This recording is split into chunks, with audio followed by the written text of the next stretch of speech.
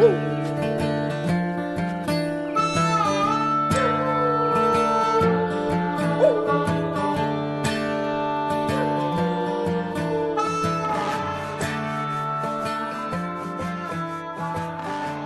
everybody, welcome to episode 37 of the Go Get Outside podcast. This is your host, Jason Milligan. Welcome back.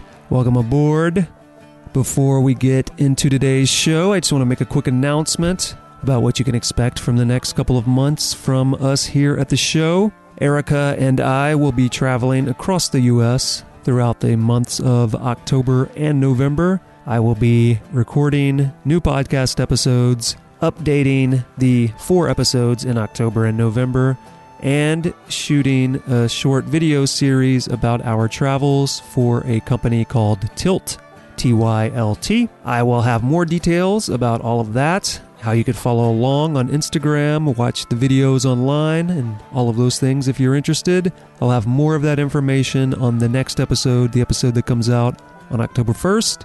On today's show, we have Alan Gegax. He is a mailman in the Vegas area, but not only does he deliver mail throughout all sorts of weather conditions, mostly intense heat, but he also is the leader of one of the larger hiking meetup groups in the West, Vegas Hikers Meetup, and he is a writer for Desert Companion magazine and an officiator for outdoor-themed weddings. So if you'd like to get married in the outdoors somewhere in the western U.S., you want to talk to Alan Gegax. He and I got together in Calico Hills over in Red Rock, just outside of Vegas, on April Fool's Day. My apologies that it took so many months for this episode to come out, Alan. But we got together on April Fool's Day, huddled up in some rocks over there in Calico Hills, and had this discussion. So let's go hear about the adventures of Alan Gegax and one messed up first backpacking experience.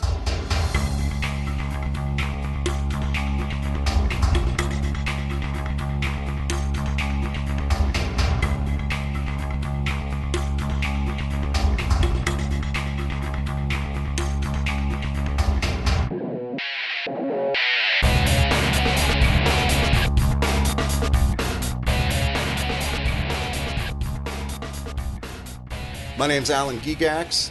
I am an outdoors writer for Desert Companion magazine. It's the magazine of our local National Public Radio affiliate. I also run a meetup group called Vegas Hikers.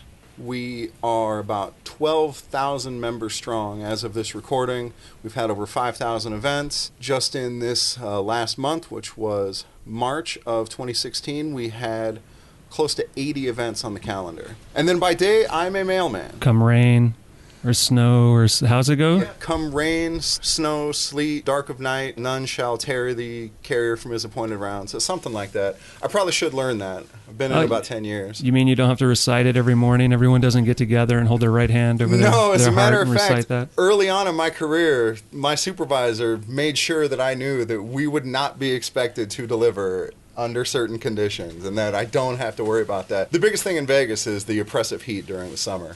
Most of the winter, it's gorgeous here. So give us the inside scoop. What does it take for the mail not to be delivered? That's a good question. Luckily, I've never encountered a day like that here in Vegas. But, something as simple as a power outage at your local post office would probably stop the mail from going up. Or certainly a power outage at the plant. If there's a tornado or a hurricane, we won't deliver that. Any lightning definitely keeps us in, at least temporarily. What about a gigantic meteor strike or alien invasion? No, we actually have contingency plans for alien invasion. I learned about that in the first few days, probably because of our proximity to Area 51. Is that sincere? Are they really? No. Because there are in insurance or acts of God and other things of that nature. So sometimes force majeure. Yeah, sometimes there are these weird. But the biggest problem we run into here has got to be the heat. In the summer, our trucks don't have air conditioning in them. And so in the summer, when it's 110, 115, it'll stay 140 inside the truck. It's pretty brutal. I go through a lot of ice water during those days. You should ask them to install an air conditioner. I have asked. In fact, we had these Ford Windstars, which are pieces of crap, by the way. And the thanks, there goes my Ford sponsorship. Oh, no, the new Fords are wonderful. I would, love those. But the post office actually paid to have the air conditioners removed from the Windstars before we took them in service. And I have been in a couple of mail trucks that have had air conditioning, and I kind of understand why, because you don't want to get out. Oh, is that the idea? If the truck is too comfortable that you're going to hang out in the truck? That's not the idea. I'm sure too it much? has to do with fuel and maintenance costs, but for me personally, yeah, I would always stay in the truck an extra 5, 10 seconds, minutes before I would get out into the oppressive heat again. So we're hanging out in an area. What did you call this? Slab Rift. The area we are Oh, right the now? attic. The attic. Just the attic. For some reason, I keep wanting to call it Granny's attic, but I don't want to change your names. The attic. Tell us about this area and why you brought us here this morning. Well, I brought you here because it's a fun little scramble to get up here. It's early in the morning during Red Rock Rendezvous, and so you have climbs to get to, and we kind of want to avoid the crowds. So this is a fun little spot that very few people know about. Hikers and rock climbers walk right by it without even realizing it's here. And it's where this huge monolith has broken off from the mountainside and created this rift that you can hike through, and that is Slab Rift itself. And then where the slab broke off and fell against the hillside next to it, that created this this triangle-shaped room, essentially, which we call Mom's house, and we're up in an upper room of Mom's house that I call the attic. Yeah, so we're chilling in this little, like you said, triangular-shaped cubby area with the wind wailing outside, and Mina trying to be really quiet because she wants to watch us do a podcast but not be on the podcast. Say, hey, Mina. Hey, Mina. All right, so that's enough about Mina. Nobody cares about Mina. Yeah. We're here to talk about Alan Gegax, right? Yeah, that's perfect. So that's almost like Gygax. Yeah. Have you gotten that your whole life? Allegedly, there is some relation somewhere Yes, way back. Yeah. And for those who don't know, Gary Gygax is one of the co-creators of Dungeons and Dragons. Correct. So that's why Gygax is a famous name. Yeah. But you're Gegax, Yes. which is different. Yeah, allegedly when the family came to America, it was Gego. It was French, and they dropped the U in Gego, and it turned into Gegax. Oh, interesting. So if you had somehow ended up in Louisiana, where I grew up, I would have stayed you'd Gego. still be Gego. Yeah, yeah, that's a good call. So now you are one of the organizers for this meetup group. Yeah. But you clearly were not born as a member of that meetup group. Did you come to the outdoors as a kid, or is this something you found later in life? It was probably as about an 11 or 12-year-old when I first came to Las Vegas. My parents actually took me out here to Red Rock, and we would park just over the hill from where we are now at the Calico 1 parking lot. And my parents had just let me go and start climbing on the rocks. And they said, as long as you can see us in the parking lot, you can climb over whatever you want. And that really started my love of scrambling. And then there was a seminal moment at Valley of Fire, which is a beautiful state park just north of here, where I went climbing with my dad, or scrambling with my dad, and we wound up on a peak of one of the hills out there. And that was the first time I had ever done anything like that. And I really bonded with my dad, and I kind of fell in love with the outdoors at that point, and I've been scrambling ever since and hiking ever since. Were you living in Vegas then, We had or just Nevada? moved to Vegas. In fact, those experiences may have actually been before we moved to Vegas. My parents would come up here a lot. We lived in San Diego and then in Palmdale, California, and they would come up for vacation. From time to time, we would go and see the stuff out here. And then when we moved here, I started coming out here with my friends, and that's where everything really got cemented for me. So there's a secret, because you live in Vegas now, right? Yes. Correct? So there's a secret about Vegas. People think, when they think of Vegas, of course, they think of casinos and strippers and whatever else people think of. Yeah. And I have legitimately had people ask me what hotel I live in. Oh, really? Yeah. Interesting. Yeah. So yeah, people think of nothing but adult playground, adult amusement park. But the secret kind of with Vegas and Nevada in general is that there's this amazing outdoor community surrounding Vegas. Yeah, the outdoors community is huge here. There are so many ways to be active in the outdoors. All winter long, the entire area is accessible, it's comfortable, it's great for hiking. There are great trails and rocks at Lake Mead, at Valley of Fire, at Red Rock, and points beyond, and it's all hikeable all winter long. And well into spring and fall as well. It's only in the hottest parts of the year, June, July, August, that we have to retreat up to Mount Charleston, which, again, is a beautiful, accessible spot that allows for hiking all year round. It really lets the outdoors community thrive because whatever it is that you're into, whether it's rock climbing, water skiing, snowshoeing, mountain biking, you name it, it can be done right on the edge of town. Yeah, there's also some great caving out here as well, from what I understand. Absolutely. In fact, right across from the entrance to Red Rock National Conservation Area is a cave that is locally called Cowboy Cave, where is the place where my wife and I met on a Meetup event. Do you want to tell that romantic story?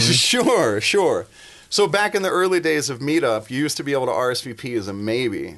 And there was a very attractive young woman who had signed up as a maybe for an event that I was doing at Cowboy Cave, and simultaneously signed up as a maybe for an event my buddy Paul was doing at Valley of Fire. Well, I saw her profile and I said, oh, she definitely needs to come on my hike. So I sent her an email explaining why she should come out to the cave instead of going all the way out to Valley of Fire, and it worked. And I also saw from her profile that she had recently moved from Buffalo. Well, I happen to be a big Buffalo Bills fan. So I made sure that I was wearing my Buffalo Bills hat when she showed up for the hike. And it totally worked. And we hit it off right away. And one of the cool things about Meetup is because we were out there for an event, we actually have pictures that were taken within minutes of when we first met each other. So you can see the magic as it happens. So see people join a Meetup because maybe you will meet your future spouse. There you go. There you go, Mina. If you go join a Meetup, maybe you can find a guy that you actually treat well. It's true, though, about Meetup. Like with our group, it's not a dating group. We are an outdoors group. We hike. But the people who join the group, it's because they have that passion. They have that thing that they're really, really into. And when you start a relationship of any kind with this common interest that you both share, it's a great foundation to build a relationship going forward. Because there are definitely Meetup groups whose purpose is, hey, guys, try to meet girls. Hey, girls, come try to meet guys. Yeah. And if you go in with kind of that concept, I think you just end up, occasionally maybe something works out, but more often than not, probably just people under that pressure of trying to meet each other and then everything just falling apart. Whereas if you go in, like you're saying, with a common interest and then just let it naturally happen, you're probably more likely to meet somebody you're compatible with that way. Absolutely. And at a minimum, you have that thing that you guys like to do together. If you meet somebody at a bar, I guess you would have drinking in common if you meet at a bar. And there's something to be said for that. Yeah, absolutely. Yeah, but hiking is great. And we have had a lot of marriages have sprung from our Meetup group over the years. So many that I actually got ordained as a minister so that I could perform outdoors weddings. And I have, later this month, I think will be my 7th wedding. And this summer, I finally got the wedding that I've been wanting to perform. I'm going to be marrying a couple on Mount Charleston Peak. Sweet. So what did you have to do to get ordained as a minister? Oh, it's really easy. In a lot of places, the first couple I married was actually at Zion National Park, right in front of the huge cottonwood tree at the lodge. And you don't have to do anything to marry people in Utah. You just have to sign the paper, and that's it, and say, hey, you guys are married. Oh, really? You don't have to be a justice of a peace or anything like that? No, not at all. If I remember right, it was the same in Arizona. I think the reason that there is a barrier to entry in Nevada is because it's a business in Nevada. So with the business, you want to try to keep down the competition. So, yeah, I had to get ordained as a minister, which cost all of $20 through the Universal Life Monastery or whatever it is. Did they reimburse you that $20? I have since been reimbursed that $20. I've easily made my $20 back, over the years. Yeah, and by the way, podcast listener, if you are in Vegas and you want to do an outdoors destination or mountaintop wedding, I'm your guy. Look me up on Facebook, send me a message. Look up Minister Alan Gegax. There you go. Yeah, that's been really rewarding. And when my wife and I got married, we got married... Actually, where we parked to do this hike is where we parked to do our wedding. It was right down at Red Spring at Calico Basin. And my brother got ordained online, and he was our minister for that. And that's what gave me the idea. Like, man, that was really easy. I bet you I could do that. I know people who are getting married.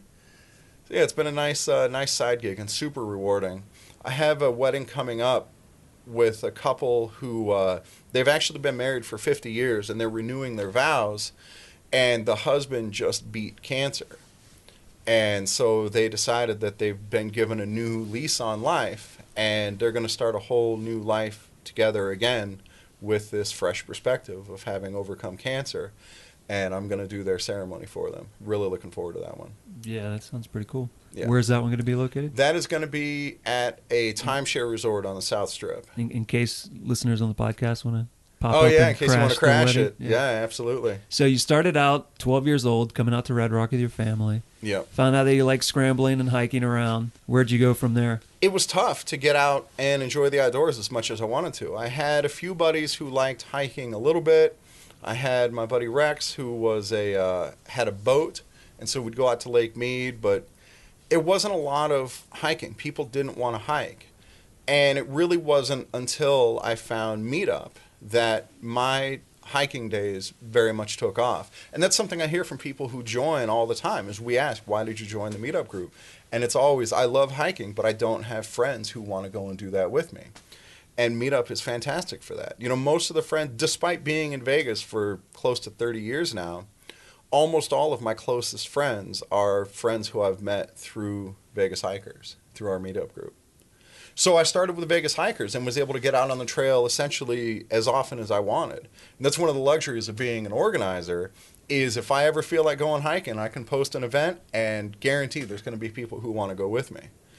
So I started hiking and lost a bunch of weight in the process. Now my love of the outdoors is totally cemented. Definitely, whenever I talk to people and they say, oh, I want to get into this and I want to get into that, the default thing I tell people now is go to Meetup, search for the thing that you're interested in, join one of the meetups, and just let it go from there. And there really are meetups for any interest that you might have. Yeah, anything. It's not just outdoor stuff. It could be, there are meetups for like people who play chess. There are meetups for people who build miniatures. Everything. Plane enthusiast, anything. Yeah. There are probably meetups for things that you would be shocked. There is a Dachshund meetup group here in Vegas that plays a role in the early days of our meetup group because our group was actually founded by a guy named Eric King, who I've since lost contact with. If you're out there listening, get in touch with me. He started the group, but very early on I took over. When I took over, we had about 250 members.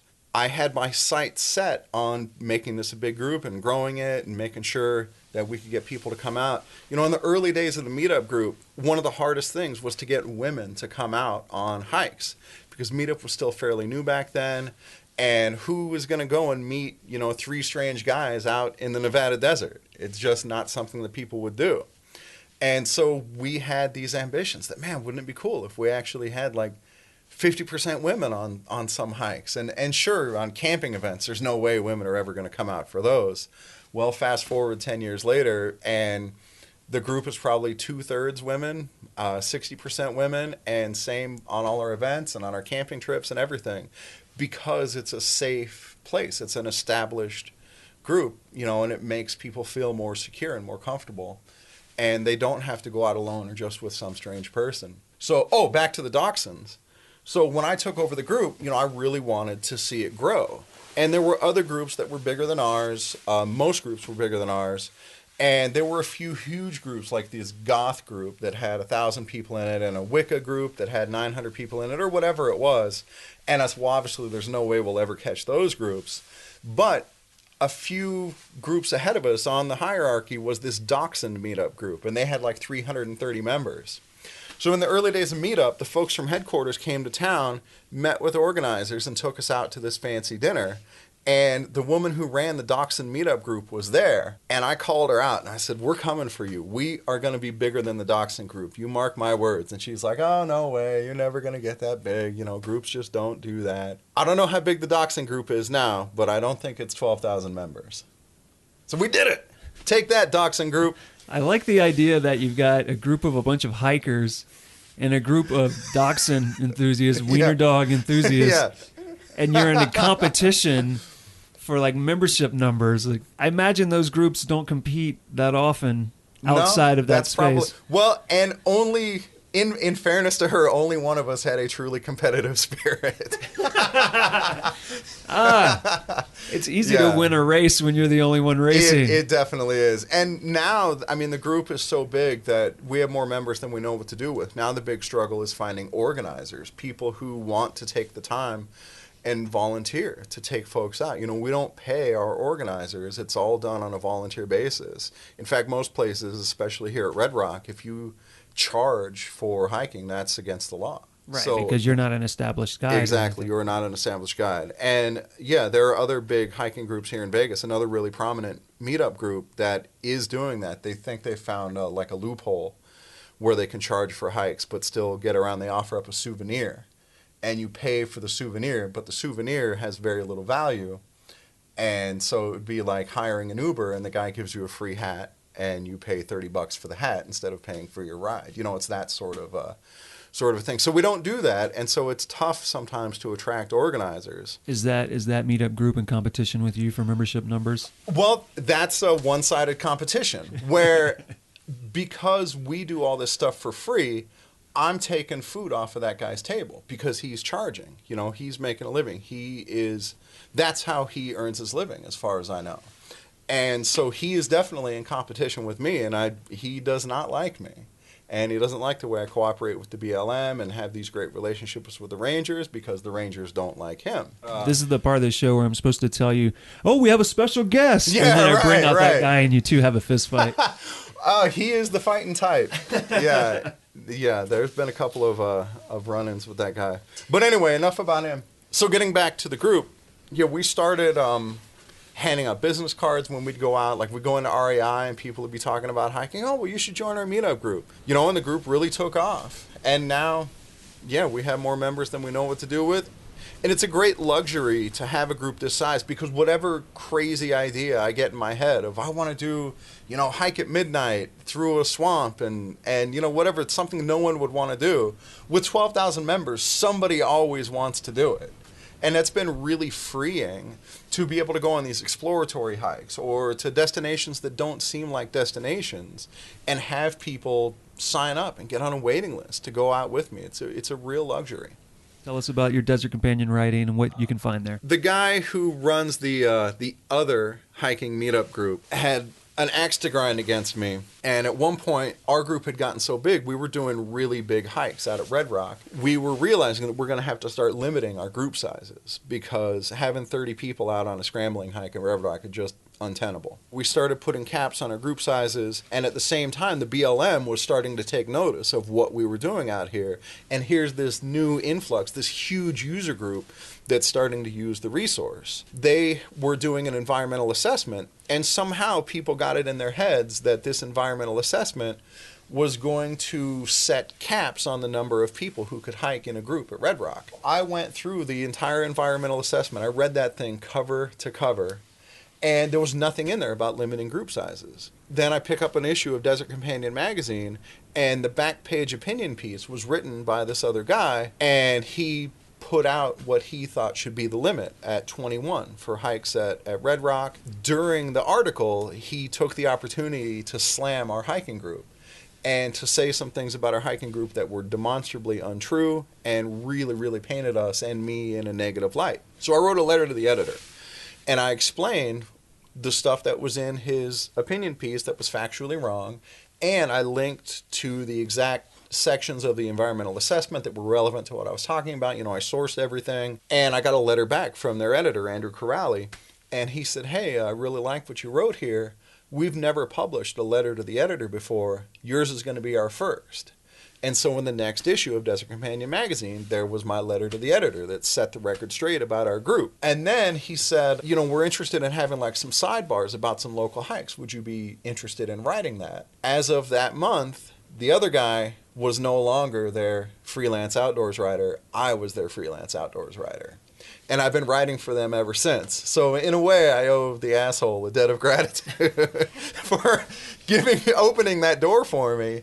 And it's really led to some phenomenal opportunities. Like, I got to tour the Nevada National Security Site where they used to test nuclear weapons and see that it's actually one of the most pristine wildlife preserves in America because it's been closed to public access for the last 50, 60 years.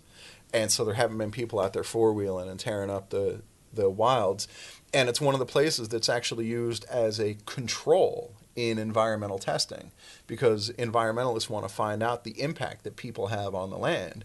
So they use that as the control. Like, this is what the desert would do if nobody touched it.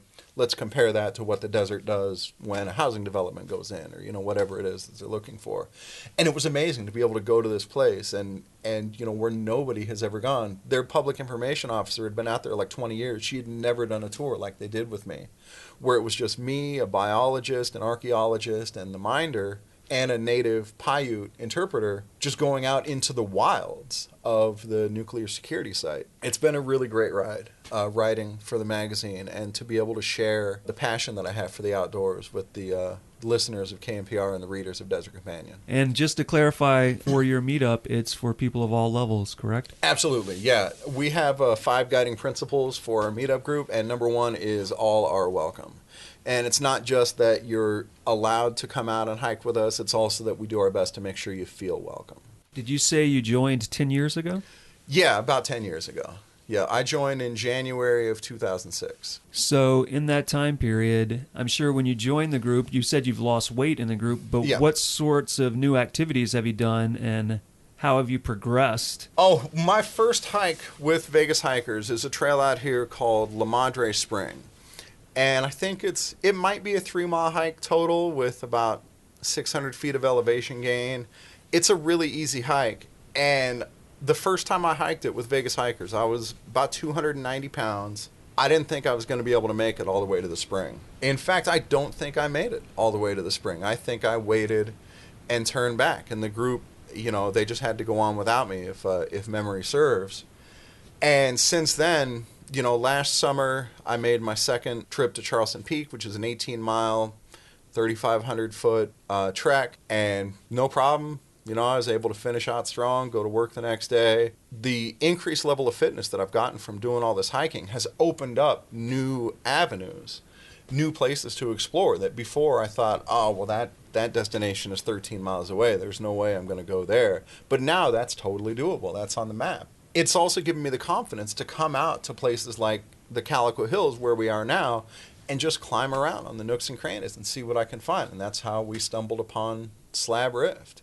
It's really opened up this world. And then through the friends that I've met who also share this passion, just 2 weeks ago, a buddy of mine has a private pilot's license, and he took me up flying, and we flew over Valley of Fire. We flew over Zion, Lake Powell, the Grand Canyon. It was amazing to be able to see this stuff from the air. And now I have this mind of, oh, where can I go hike? What's going to be cool? And when we're flying over Zion, or over Valley of Fire, I saw this huge slot canyon that I'd never been in before.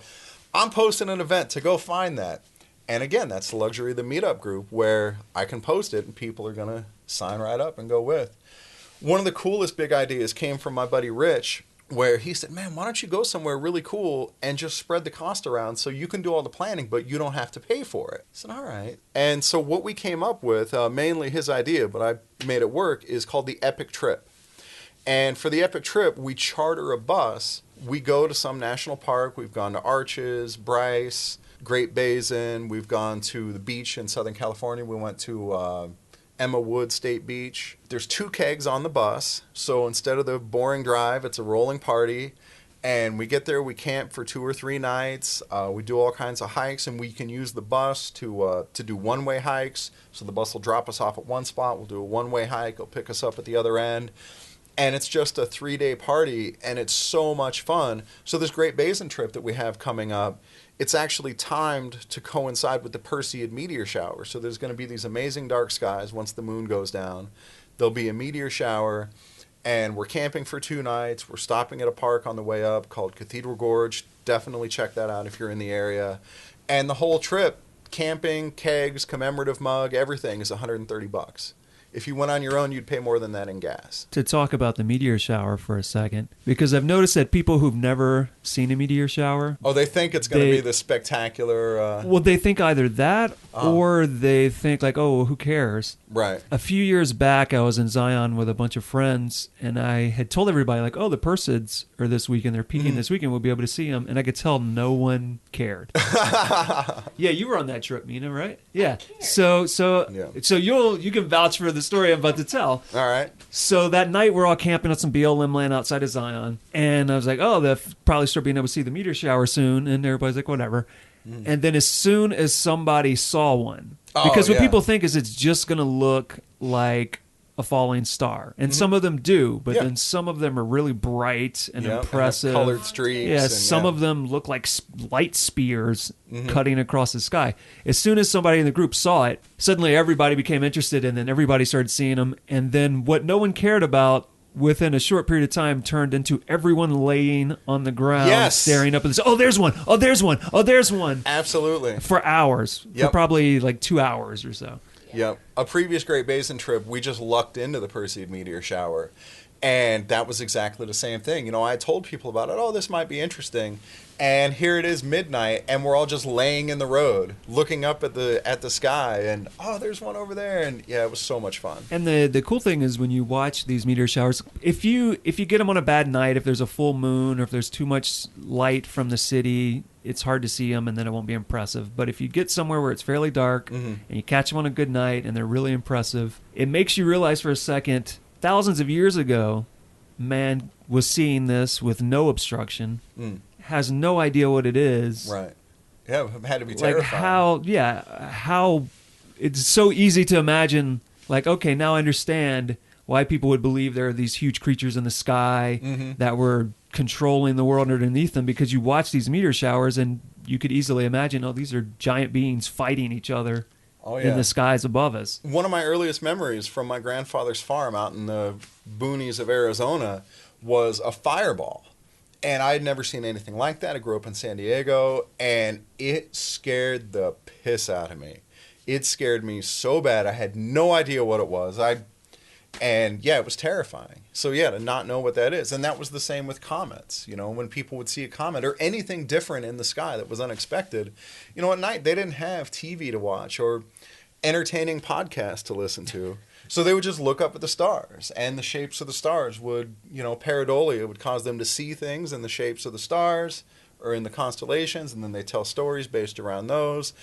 And so it's a good way to learn the constellations, but it also makes it really noticeable when something different is going on. I have a sad story about meteor showers also. When I was a kid, I used to have a subscription to Odyssey magazine. Are you familiar with this magazine? I'm not. It's like a magazine, a science, space, astronomy-based magazine for kids. Nerd alert! Yeah. I've always been into science and space. Right on. So there was, one of the issues mentioned meteor showers, and I was like, oh, I want to see a meteor shower. I find out the date, the time, and all this, and it's like 3 in the morning. And I'm, I don't know, maybe 8, 9 years old. So I get up, I set my alarm for like 3 in the morning. I take a lawn chair out, go out into the backyard, and just hang out there for like an hour, and I never see anything. And it turned out that I didn't realize at the time that they were giving the time for a different time zone. Oh, right, like Greenwich Mean Time or something. Probably, yeah. And so it was completely, or it was not viewable in my area. I don't know what it turned out to be, but that was my sad story of a meteor shower. Many years later, I would see the Perseids, and it would be a much better event. Yeah, they're good if you can get. If you can time it around the peak, if it happens to be dark where you are and cloudless.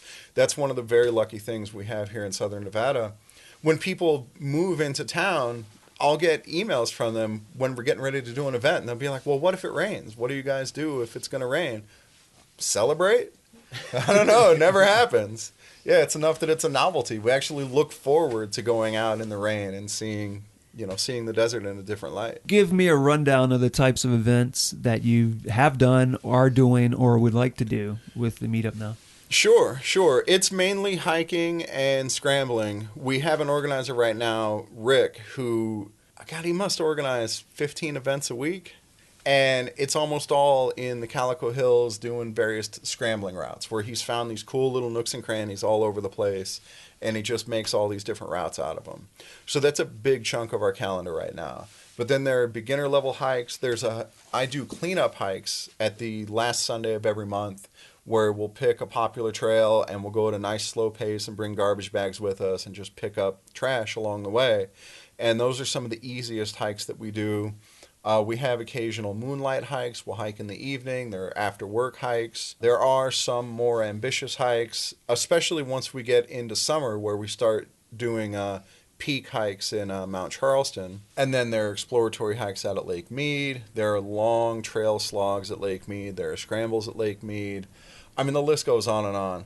One of the most ambitious events we ever put on, and man, it did not work out, was a flotilla where we hiked in to the Colorado River just below the dam, and the idea was to bring all these inflatables and then blow them up and float down to Willow Beach, which would be like, I think from where we hiked in, it would be like 8 miles So downstream. you're talking about the Black Canyon area? Yeah, Black Canyon, Hoover exactly, Dam. right below Hoover Dam.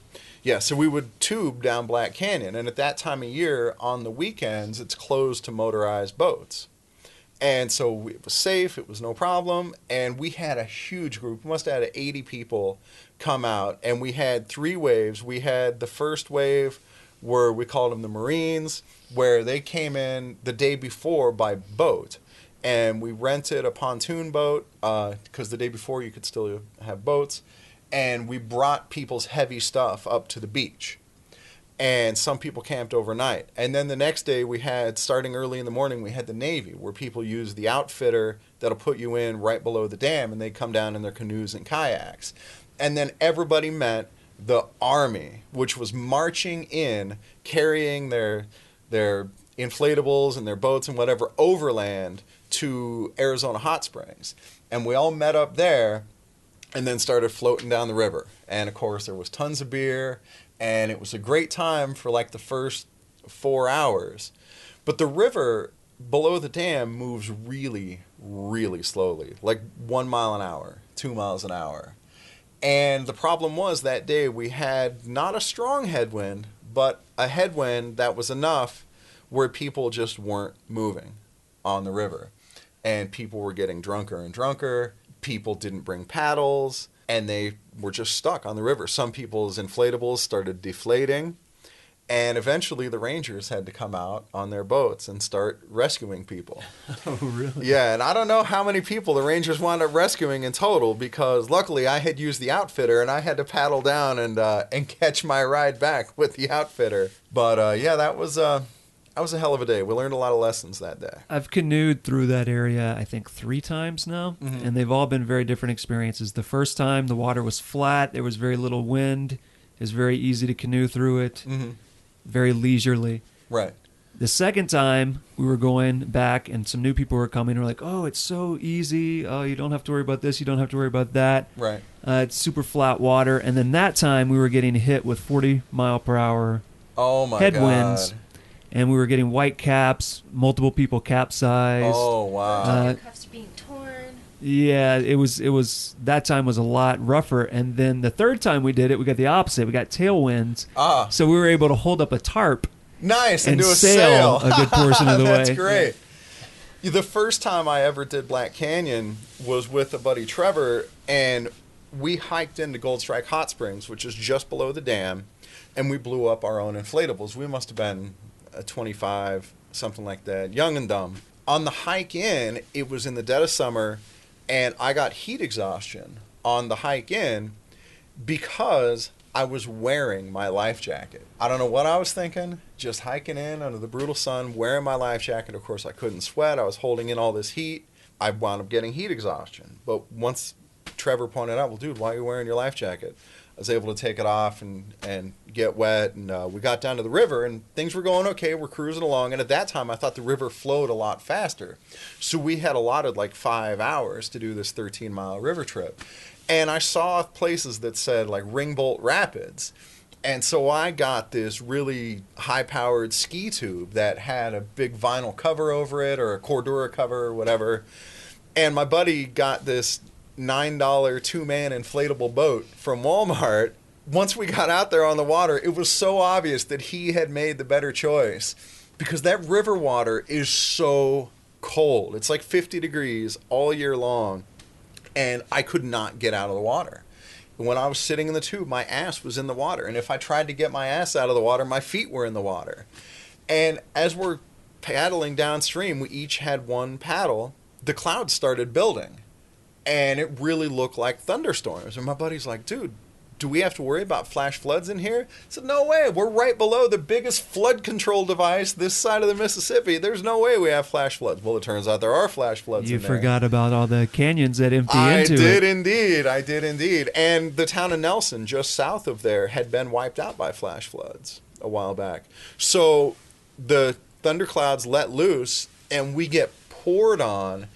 And I start shivering and shaking. And on the same day that I had heat exhaustion, I got a mild case of hypothermia on the same day. And so we really start paddling in earnest, trying to get down this river. And we have no idea how much further we have to go. And then my paddle breaks. And the paddle part of the paddle, I just watched it sink to the bottom of the river.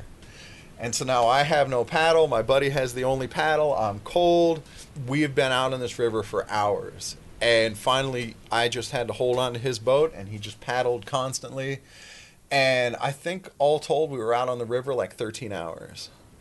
It was a hell of a day. And then we still had to go back and pick up our car. And oh, my God. I have so many adventures like that the first time I try to do it, it just is this huge misadventure. Did you finish in the dark? Yeah, we finished in the dark, or at dusk. But you were able to keep yourself warm enough that you didn't truly get hypothermia? It was just the beginnings of hypothermia. Just like with the heat exhaustion, it wasn't heat stroke. Right. So I did manage to stay alive. But the worst time like that was the first time I tried to go backpacking. I had been hiking enough, and I had started to go camping, and so I thought, all right, I think I'm ready to go backpacking. And this was in the early days of cell phones, where it was kind of a novelty to me, and I wasn't used to my cell phone ringing all the time. And at that time, I ran a fantasy football league where I did everything by hand. And so if there were trades or for people to set their lineups, everybody would call me to do this. I just had enough of my phone ringing all the time. I said, I'm checking out for a couple of days. And I decided to hike the West Rim at Zion. Now, I had gone car camping before, and I had gone hiking before, but I had never put the two together to go backpacking. So I had this enormous military backpack called an Alice pack that's from like the Vietnam era. I just loaded it up with stuff. Anything I thought I would need, I put in that pack. And I was going to be out there. I was supposed to be out there for 5 days. And so I packed, books. I packed notebooks to write in. I packed a bottle of tequila. Right, you made that mistake where you're like, oh, I might need this, so I should bring it. Yeah. Oh, maybe I'll need this. Right. Oh, maybe I'll use this. Yeah, and it's that thing, and it's better to have it and not need it than need it and not have it. The tequila that I brought, I actually brought it in the bottle of tequila. I didn't put it in a platypus bag or anything like that. Didn't even know what those were at the time. But the quintessential example of how I overpacked is I brought in various packs and pouches because I thought, what if I'm on a day hike and I just have my day pack? So I put one in there. I brought a couple books of matches, a couple of Bic lighters, some waterproof matches, a magnesium fire starter, something else too. Oh, and like a torch lighter. And it's not even legal to have fires out there. The only thing I had that I could light on fire was a cigar. But I brought all that stuff because I thought, oh my God, what if I am away from my pack and I wind up having to make a fire to survive the night? I need to bring that. It was a total disaster. And then once I had my pack all filled up, then I brought my buddy Rex, the boater, who was a Marine. And he said, oh, you can get way more stuff in there. Let me show you how to really stuff it down and to really get... And like my clothes, I brought like what you would bring to go on a trip. Did you have a three-piece suit with you? I did not have a suit at that time, but I brought... But you did have a tuxedo. Yeah, exactly. In case any weddings popped up. But I had like 4 pairs of pants and 3 pairs of shorts and 5 shirts and a jacket, all this stuff. So that morning I'm at Zion. My pack weighed, I think it weighed total about 80 pounds. And then I also had, even my pockets were full on my cargo shorts. 80 pounds? Is that what you said? Yeah. Jesus, that is a lot. Now, at the time, I was still a lot fatter. And the hike, I was doing the West Rim Trail at Zion, which, to my understanding, was mostly downhill. So I'm like, all right, well, that's fine. I'm a strapping guy. I can handle going downhill. But I should have known when the outfitter came to pick me up, to take me to the trailhead, and he went to lift my pack. Yeah, I'm sure he's like, this moron. Yeah, and he said, dude, I'm not lifting that into the car. And this is a guy who lifts packs all day long. So, yeah, the fact that he wouldn't even pick it up should have been an indicator. But that's fine. I got out there, I shouldered my pack, and I started hiking. My first campsite was only like 2 miles in, maybe 2.5. And I hit the first downhill, and I realized that the boots that I'm wearing are just a little bit too big. And so as I'm going down the hill, my feet, which are my brakes, are rubbing inside the boot. And every step I take, it's just rubbing inside the boot. Those downhills can kill your knees, too. Well, especially with 80 pounds on your back. Luckily, I was pretty strapping back then, so my knees weren't really the problem, but my feet were. And by the time I got to the first campsite and started to set up, I took my boots off, and I had this huge blister on the side of my foot that had already broken. And I mean, like on the side of my big toe, it's like nickel-sized. And it had already broken. I had blisters on the bottom of my feet. I said, this is not going well. So I set up camp, and I went to filter water, and the water wasn't what I was expecting. It was like a swamp that had all these bees all over it. And I dropped in my water filter, and a huge plume of silt popped up, when I put the water filter in. And so I had to wait for that. And meanwhile, these bees are swarming. So finally, I get that done. I get back to the camp. I'm all set up. And I just sit there, and I have nothing to do. I'm totally bored, which was okay. So you had like 50 books with you. I did. I brought... You had the Encyclopedia Britannica exactly. with you. Yeah, hardcover books. And yeah, I brought 2 books. I brought a notepad, like a spiral notepad with like 5 sections in it, instead of just a little notepad. Did you bring a Trapper Keeper? You're right, Exactly. With a unicorn on the... Yeah, so I'm sitting there, and I say, well, I guess I'll have a cigar and wait for the sun to set. So I have my cigar, and the sun starts to set, and the sky goes from blue to dark blue to indigo to black. And so, all right, well, I guess I'm getting in the tent for the night. And I get in the tent, and my mind just starts racing. And every little sound that I hear outside sets me into a panic. So I had this book, a Buddhism book by Thich Nhat Hanh about fear.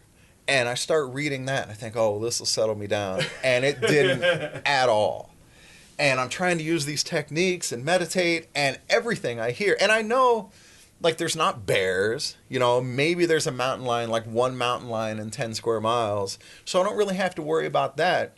But I hear little sounds next to the tent, and I think, oh my God, is that a raccoon? There's probably all those little kangaroo rats out there. Right. And I think, oh my God, what if there's a raccoon out there? And I know in my head, like, I can probably kick a raccoon's ass. A raccoon's not going to take me down. Some raccoons are big they are scrappy. And tough. We're not talking badgers here. And I just freaked out. And I said, well, this is definitely not what I signed up for. Tomorrow morning, as soon as light breaks, I'm packing up and I'm getting out of here. I'm just going to hike the rest of the way out. So the next morning, I set up my pack. I have breakfast. And at the time, I didn't know about the wonders of the jet boil. So I had MREs. And, everything's heavy, everything's dense. So I shoulder my pack again, and I get back on the trail, and I have like 13 miles to go. And I wasn't in shape at the time. I was heavy. So I start hiking, and this pack doesn't have a chest strap, and so it's just pulling my arms back with this 80 pounds of force the whole time I'm hiking. So I'm using my trekking poles to try to keep my hands in front of me as I'm hiking along, and just getting this terrible pain in my shoulders, this terrible pain in my feet. And I get to the next big downhill section to a place called Potato Hollow, and I'm getting tired. And I've been flying through. Oh, and by the way, all this stuff that I brought didn't bring enough water.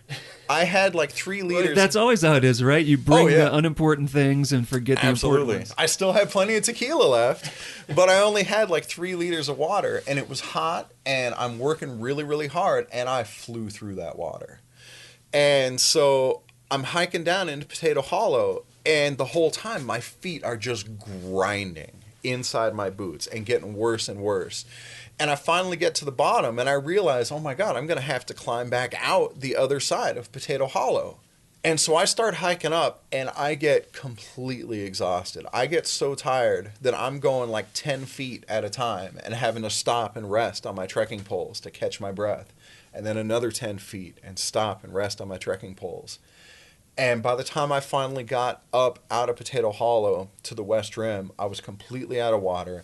I was totally exhausted. I had no idea how much further it was going to be to get to West Rim Spring, which was my next water source. I was hiking. To this day, it's the most beautiful place I've ever hiked. I've been back there a few times.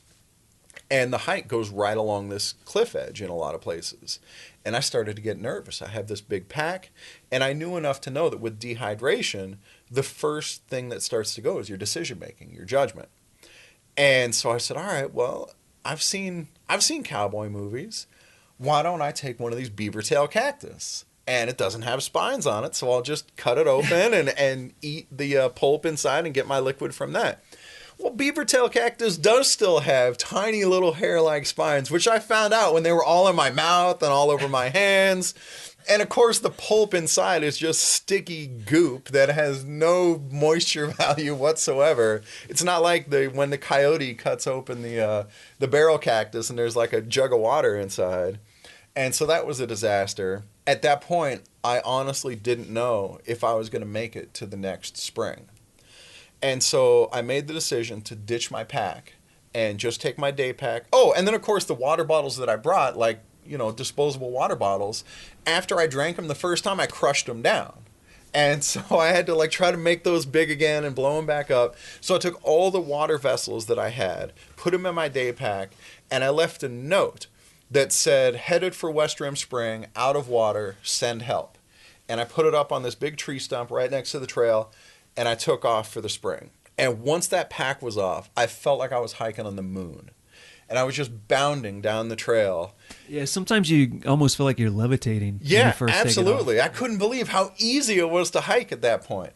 And so I'm bounding down the trail, but to get to West Rim Spring, you have to come down off the rim. And so I'm going down and down and down and mile after mile. And every mile that I go, my pack is that much further behind me and uphill. And at that point, I had made the decision that I'm just going to ditch it and hike all the way out.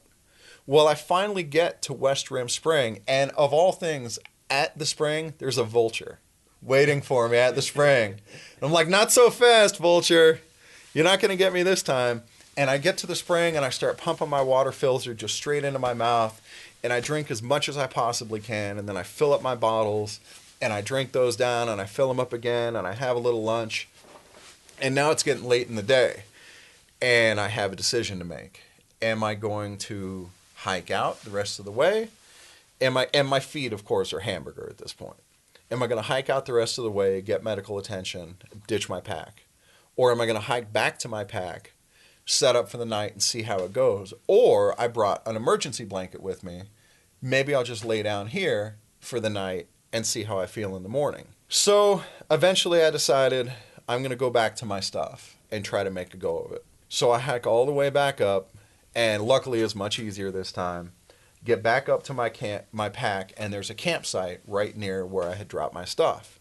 So I set up camp there for the night. I get into the tent, and I take my shoes off, and my socks are just red. They're all soaked with blood. And I take the socks off, and my feet look so bad. And there's just huge blisters that had broken, exposed under layers, and it's really, really awful. And I know, okay, I need medical attention. I leave my feet uncovered for the night, hoping that maybe it'll dry out, and I go to bed. And I wake up in the middle of the night to the sound of jets flying over my tent. Like, that's weird. It's Zion. It's just these jets flying over the tent. And then there's this huge flash. And that's when I realized, oh my God, it's a thunderstorm. And I was so thankful that I decided to go back to my stuff and not try to sleep in an emergency blanket. I would have been in big trouble. That night, I slept like a champ. I didn't have any fear. I was so exhausted, I'm sure. But I slept through the thunderstorm. My tent held up. And the next morning, I get up and I unzip my tent to take a leak. And there's like a family of deer right outside the tent just browsing in the grass. And it was such an awesome and peaceful experience. And it made me realize why people do that, why people backpack, why people go on these journeys. One look down at my feet brought me back to reality. I said, all right, I have to hike out today. Whatever else happens, I have to get out of here today. So I pack everything back up, I shoulder my bag, and I start heading out. And I get back down to West Rim Trail. And this time I play it smart. I drink as much as I possibly can. I do it camel style. And then I fill up all my water. And I start heading down from West Rim. And the trail there is cut. It's blasted into the cliff face. And there's just like this sidewalk on the cliff face. And I'm exhausted already. And I have this huge pack swinging on my back and pulling on my shoulders. And I was so nervous going down that section of trail. Finally, I get to the bottom, and I'm tired enough now that even going downhill, I'm only going maybe 100 yards, and then I have to stop and take a rest and then keep on trucking. So I get down to the bottom of that, and I'm hiking on this nice dirt. It's like a real trail, Things are going okay. I think, all right, I'm going to be okay. And I finally get my first glimpse of Inner Zion Canyon. I think, oh my God, there it is. I'm really going to make it. And then I have to make the climb back up again to a place called Scout Lookout, which is just above Angel's Landing. And I know once I make it to Scout, then I'm going to be in Inner Zion Canyon. I'm going to be where tourists are, and I'm going to be where there's help. Because then you just hike down the Angel's Landing Trail and take the bus, right? Yeah, exactly. Yeah, but even that is all this huge more. Oh, yeah. Go to Walter's Wiggles and all that stuff. Yeah. So I start going up, and again, I'm completely wiped out. I'm going 10 feet at a time, and every step is just agony on my feet. And I'm hiking up, and these two cute girls I see coming down the other way. And I say, oh, look, there's people. Oh, right on. And so I stop, take the opportunity to catch my breath, and I talk to them for a little bit. And they say they're going the other way. They're doing the hike that I just did, but in reverse, where it's all uphill. And at that time, I'm like, that is pure insanity. Who could possibly hike up all of that with a backpack on? Now I could do it. But they said to me, we brought our camp stove. We're going to cook up there. We're going to use the water from the spring. But we forgot to bring any kind of matches or something. Do you have something we could borrow? Boy, do I ever have something you could borrow. Yes, I definitely do. And by the way, would you like a bottle of tequila? Would you like some? Would you like the Encyclopedia Britannica? Right, exactly. And so they went on their way. And I asked them, well, how much further is it until I get up to Scout Lookout? Because I know once I'm there, I'm home free. And they're like, oh, it's just another 10 minutes up the hill. Even if you're going slow, it's just right up there. And it must have taken me an hour and a half to get up to that point because I had to stop so much. So I finally get up there, and I start coming down the other side. Now I'm on the Angel's Landing side, and I start seeing people. And, oh, thank God. But now I'm so beat. I'm in so much pain that even going downhill, again, I'm only going 10, 20 feet. And I have to stop and catch my breath. But I know now, and I only have like 1 liter of water left. But I know even if I run out of water, whatever happens, I'm out of here today. I'm golden. I'm stopped just below Angel's Landing, right before Walter's Wiggles. And I'm leaning with my pack up against the rock so that it can support the weight of the pack. And I'm just like hunched there, exhausted. And this nice older couple comes up the trail, and they see me, and they start making conversation. And I tell them a little bit of what I've been through and where I came from. And the guy says, they're like in their 60s, they're from Colorado. And the guy says, oh yeah, I used to be an adventure racer. And so I definitely know some of the pain you're feeling. I've had to deal with some of that stuff, but I wouldn't be dumb enough to have a huge pack like that. And so we make our pleasantries, and they go on their way. And I start to hike back down the hill, and the guy says, stop.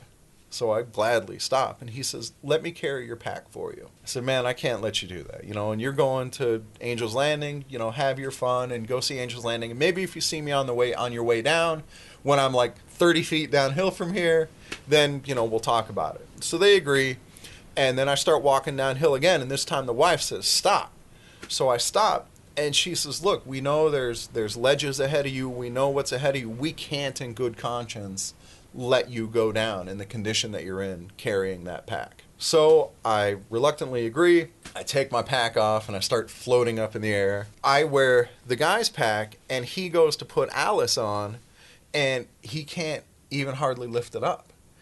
And he says, how the hell did you hike anywhere with this thing on your back, let alone, the 15 miles that you've already come? So his wife and I help put Alice on him, and he shoulders her, and we hike all the way down. He hiked all the way down, no stopping. I was able to hike down from there with no stopping. We get all the way down to the cars, and he says, my wife and I have a room here at the lodge. Why don't you come to the lodge? You can take your shoes off, you get a shower, and we'll take a look at your feet and see, how bad it is. So basically you met the nicest people Oh on my Earth. God, they are saviors. And you too, kindly couple from Colorado, if you're listening, please get in touch with me. And the guy was an architect, I don't know. Anyway, so I turn him down. I say, look, my concern is that once I take these boots off, nothing is going to go back on my feet.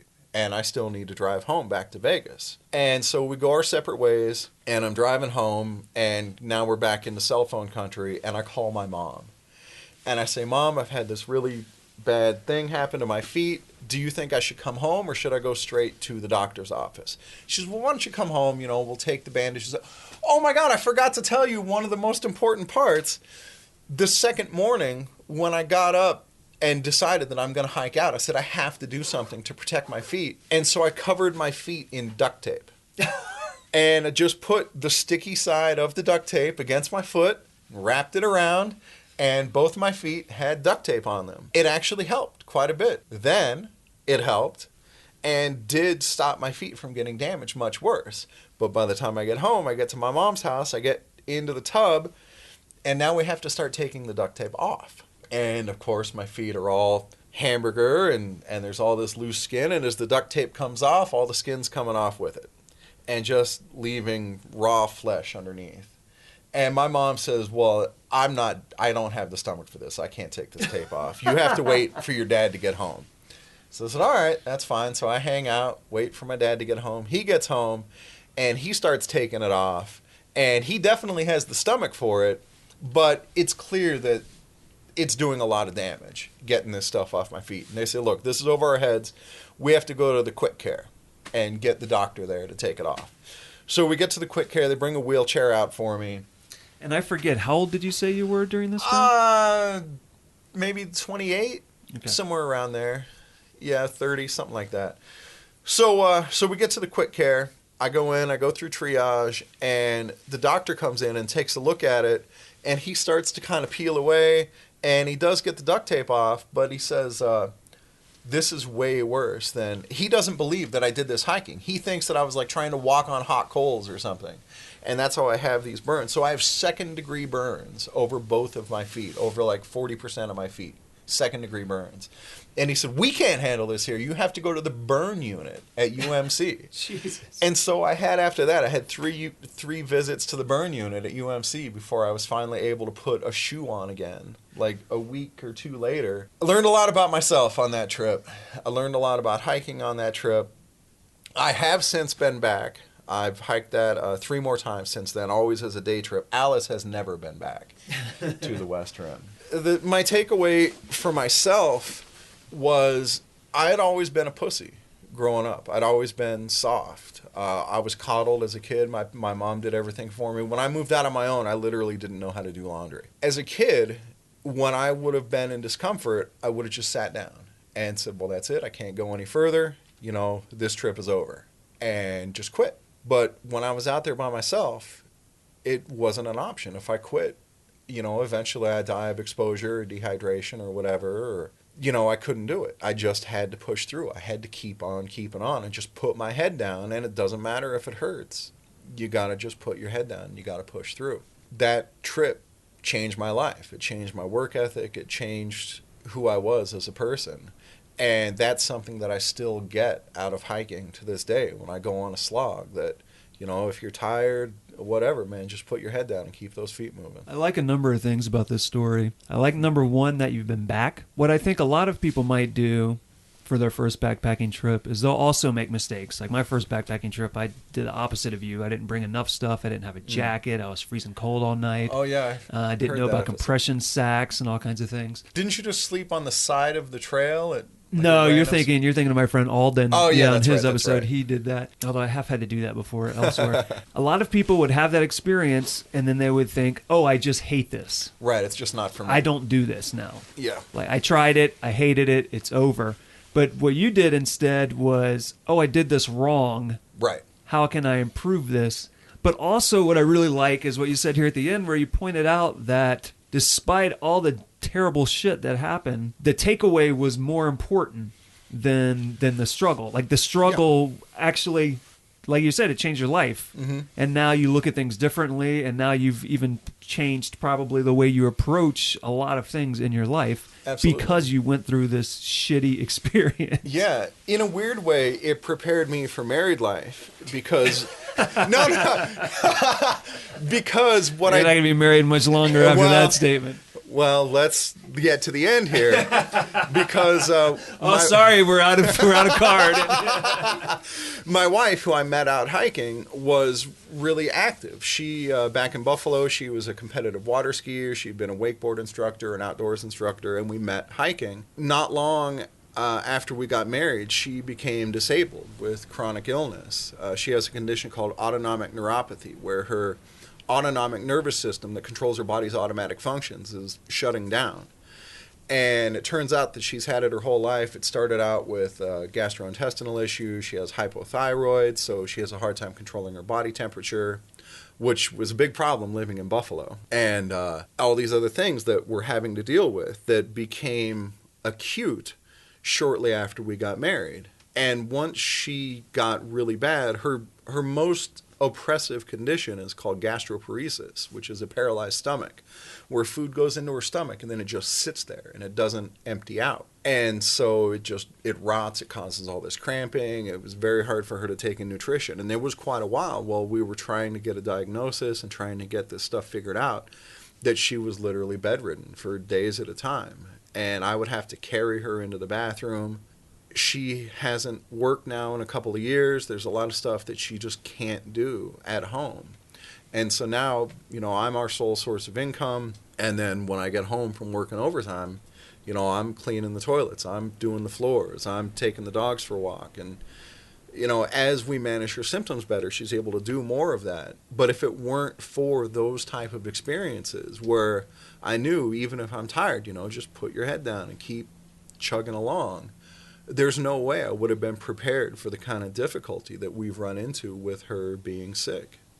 And it really prepared me for what we've been going through. So I'm very thankful to hiking and to backpacking and to these life experiences for that, to help try to make me a better husband. So I feel like these last two stories, I feel like we can't tell anything that's going to top that. All right. What we usually do now is go ahead and wrap it up to let people know what they need to know if they wanted to join your meetup. Clearly, if they're not in the Vegas area, just go to Meetup. Look for a meetup in your area. But if somebody is in this area and they're interested in joining yours, what do they need to know? Go to meetup.com and just search for hiking, and it'll generally bring you to our group because we are the biggest and one of the most active in the world. But our site in particular is meetup.com/Vegas Hikers. And it's one word, Vegas Hikers. So you can find us that way. You can also find what I'm up to on Facebook. I have a completely public Facebook profile, and that's just my name, Alan Gegax, Gegax, AlanGegax. And so if you want to get in touch with me, possibly for an outdoors wedding, if you're coming to Vegas, you can message me through there. And then you can find my writing at Desert Companion Magazine, which is kmpr.org. They have links to Desert Companion there. And I think Desert Companion has a website too, but it's easiest to just find it at kmpr.org. So I think we'll wrap it up there. If you want to get outside and you haven't been, go join a meetup. If you're in Vegas, join this meetup. Don't carry 80-pound packs.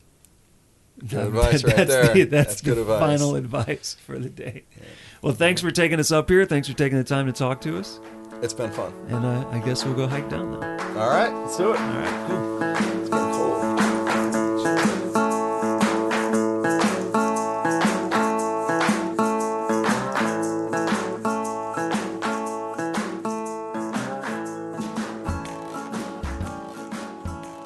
A number of things have occurred in the 5 months since Alan and I spoke, and here to give you those updates himself is Mr. Alan Gegax.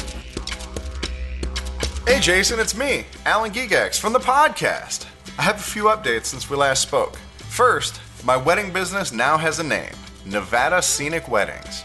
I set up a Facebook page with a few photos from past ceremonies, and you can find it at facebook.com/Nevada Scenic Weddings. It's a good place to go if you need a top-notch officiant for outdoors, mountaintop, or destination wedding. Also, this year's Epic Trips have come and gone, and they were a big success as usual. Now it's on to Epic Trip 10, Lake Powell. We're going to be camping by the shore, renting a fleet of boats, and having a great time for 4 days in late August of 2017. And that's all well and good, but I have big news, and it's that I was a contestant on Who Wants to Be a Millionaire. It hasn't aired yet, so I can't tell you how I did, which is a bummer because one of the questions was really relevant to this podcast. But anyway, when I get an air date, I'll be sure to pass it along so you can all watch my game show experience. I think that's all for now, so thanks again, Jason, for making me a part of your show. It was truly a pleasure to meet you and talk to you. Take care. If you have never had a reason to watch Who Wants to Be a Millionaire, now you have a perfectly good excuse. He'll let me know when that episode airs, and I will let all of you know. But in the meantime, let's do that thing we all love to do now and run to the internet And go to gogetoutside.com/podcast, episode 37, Alan Gegax. And there you will find numerous photos and numerous links to the Vegas Hiker Meetup, Alan's Facebook page, his wedding officiating business, a link to Desert Companion magazine, a link to a story he wrote for Desert Companion magazine about that first backpacking trip that he told us about here on the show, and a link to the West Rim Trail itself, which is the trail he hiked. And if you have had a backpacking experience even worse than the one he relayed, send us an email here at the show, because I want to hear all about it. That's go@butcherbirdstudios.com, or call us up at 818-925-0106. It's a Google voicemail account. You only have 3 minutes, so if you need to recount a horrific story and you want to do it over phone, you may do that, but you may need to call multiple times if your story is longer than 3 minutes. And then do me a favor, please. Head to Stitcher, iTunes, Google Play, wherever you download this podcast. Make sure to subscribe, rate, and review the show. It is a great way to make sure this show continues by making sure more people know about it. And just a reminder to come back next month and find out where you can follow Erica and I on the road. And a reminder that the next 4 episodes will be uploaded from the road. So my apologies if any hiccups are to occur. Next time on the show, did you enjoy our solo backpacking roundtable? Well, then you'll be happy to know we've got another roundtable on the way. That's right, October 1st, come back for episode 38 with Skydive Monroe, a skydiving company in Monroe, Georgia. So if you think this show is too West Coast centric, as I know it can be, well, do not worry. We'll be heading to the Southeast for the next episode, where you should get everything you want and need to know about skydiving discussed. So come back October 1st for Skydive Monroe. See you then.